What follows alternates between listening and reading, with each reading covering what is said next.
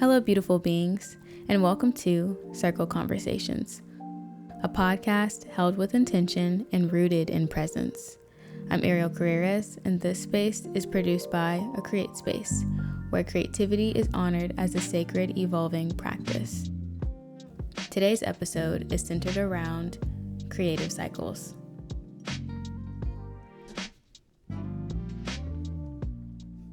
Hey. Hi. Okay. I'm going to borrow this for a second. This is our first episode, and I'm so glad that you're here. Whether you're listening to this at your studio, in your kitchen, or on a walk, I invite you to slow down with us.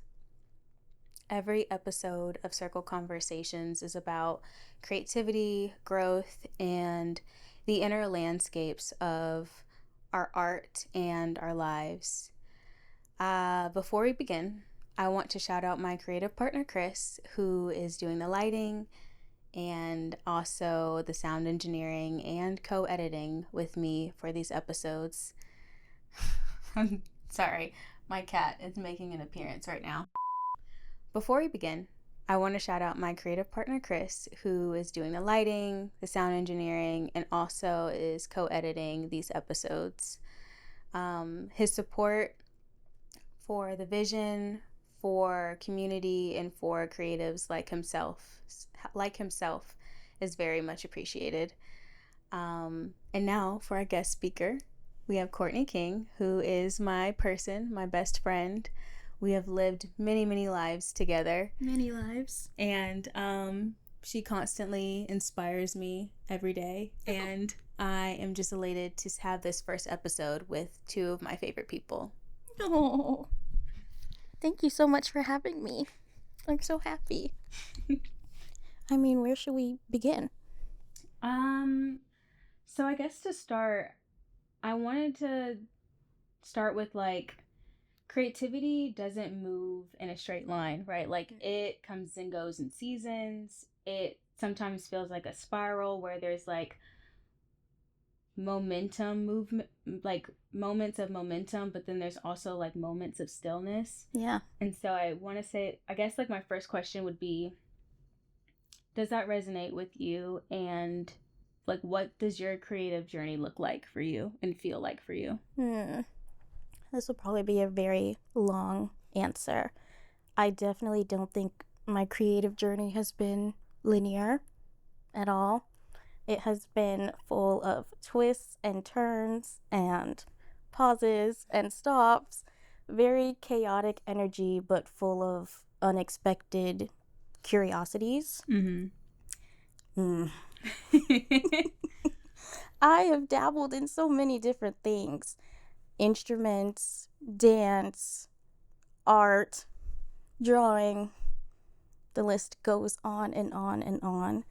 And I think going back to pauses and stops and things that I've never even looked back on tie into dealing with things like imposter syndrome or not being willing to open myself up to make mistakes. And a lot of that comes with the vulnerability of growth. And I relate to that so much. So much. My gosh. Because I think both of us have struggled with perfectionism, deeply. And it's something that I have had to manage and deal with over the years that I think has found itself getting better.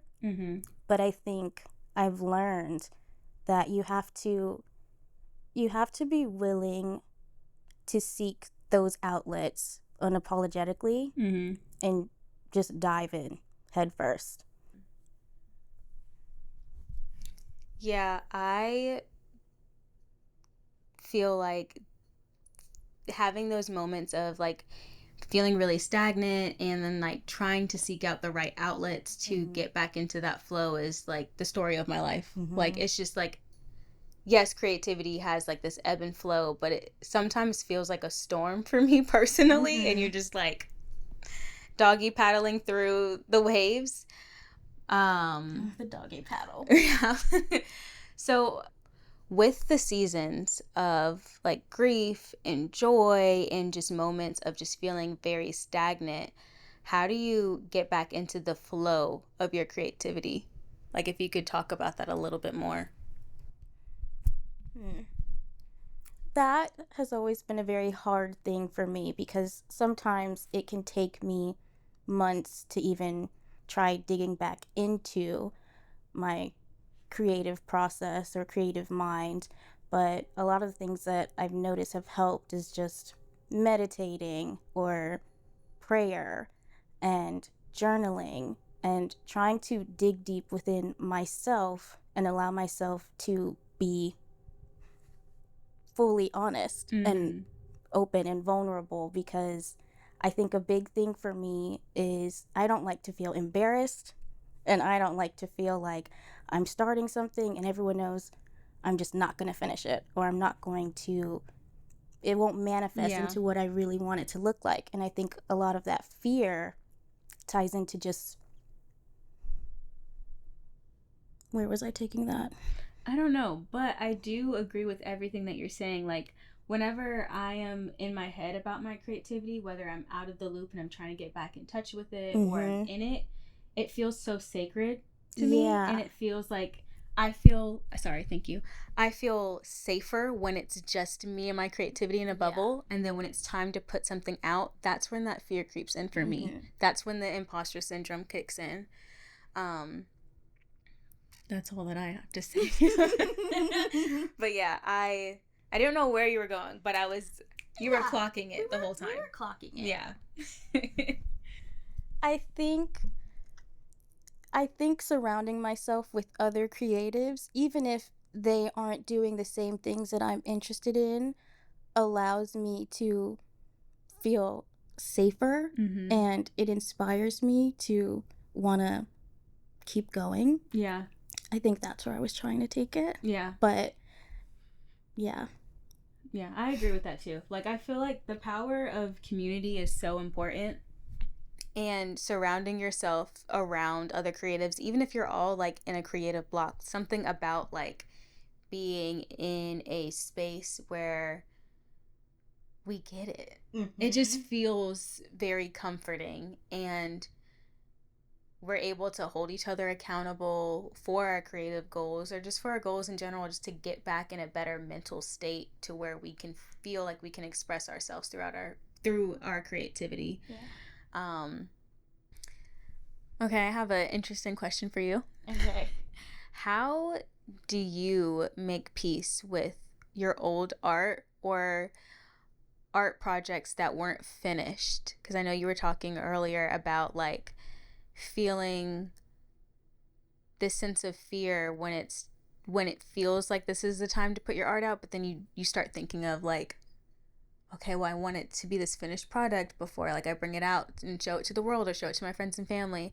So like, how do you make peace with art that you either didn't finish or art that once defined you in an era of your life and it no longer is that? Like, how do you not only make peace with it but like move through that? That's a really good question. I mean, in terms of art that I just never finished, going back to me having things that I just never looked back at, I think just accepting that that's where I once was, and there's just nothing I'm really seeking with that anymore, but that it was a good time. It was a fun run. And knowing that if I ever did want to pick it up again, I have the free will and the power to do that without feeling like I have no business there. Yeah. And other things that I've taken a pause at and don't feel inclined to work towards in a moment, I just know in time the right things will align and it'll happen. And if it doesn't, it doesn't. And that's okay too. That's really how I have to look at it. Otherwise, I'll just feel discouraged with everything. Yeah. And I don't want to feel like that. Yeah. I feel like that's such a beautiful way to look at it too. sometimes when I find old art, especially art that I forgot about, it's like picking up an old journal of mine. I'm like, wow, I lived through this. Yeah. Like, what? Yeah. I put this together. I thought I was the shit when I put this together. But it's also really beautiful too, especially when I am down, because seeing projects that I've done when I'm going through like the imposter syndrome or like just the fear, it's just like, oh wow, I really made a lot of beautiful things. Some of them are really silly. Some of them will never see the light of day, but it's still mine and I did it, and that's so cool. So I want to try this thing out where I do rapid fire questions at the end.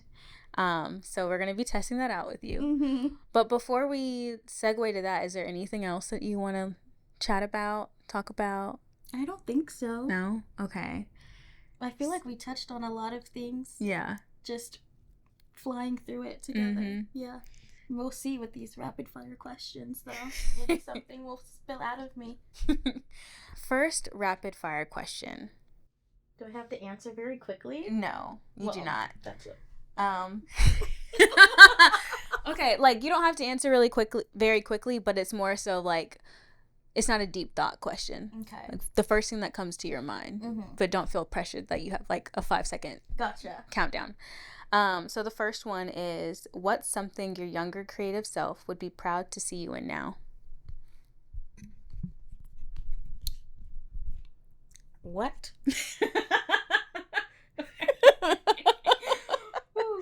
What's the other one? So I don't give two of the same answer. No, we can't do it that way. Are you kidding I'm already me? giving you a lot of leeway right now. Like, This is I'm supposed to just ask insane. the question and the first thing that comes into mind, you know? Yeah. Okay, so I'll read. I'll read it. So my first rapid fire question for you is, what's something your younger creative self would be proud to see you in now?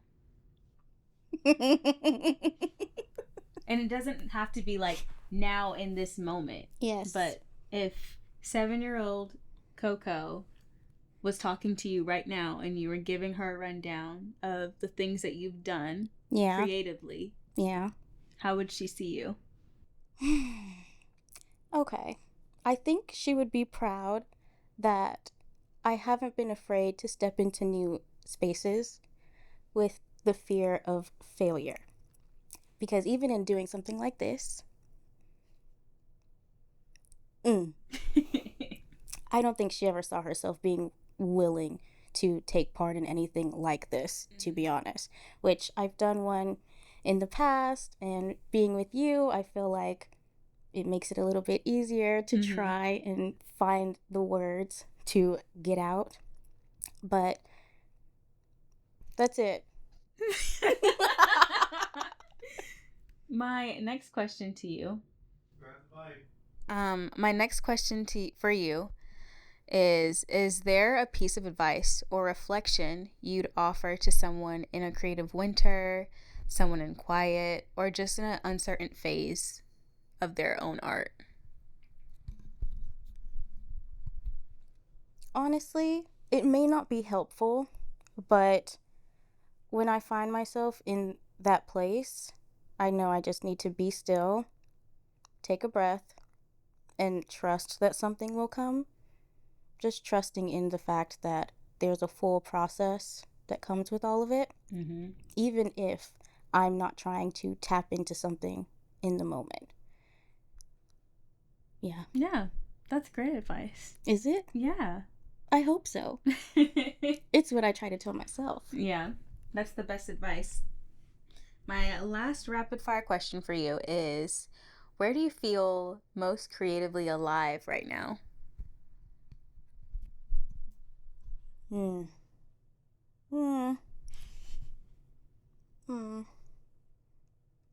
I feel most creatively alive by myself, but also, as I said earlier, around other creatives, but mostly when I'm still just quiet about whatever is going on in my head.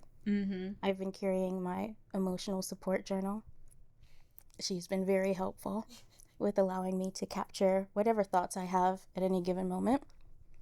And as I've been in my own creative block, it's been helping me navigate not really knowing where I want to take certain things. Mm-hmm. And it's where I feel the most at peace. Yeah, I relate to that so hard. Yeah, thank you for being a part of this, for being open-minded, for being vulnerable. Mm-hmm. I love you so much. I love you too. I never thought about how I was going to close out my podcast, so that's fun. I also want to thank the listeners for creating time and space to slow down with us. Whether you're in a moment of stillness or you're creating art as you're listening to this, I just thank you for joining this community and being a part of our first ever circle conversation. Yay. So, thank you. Oh. You don't have to say anything. Okay. I should just put the mic down. What do I say after that? That's it. Okay. It just plays and then cue music. outro music. Yeah. Okay. All right, babe.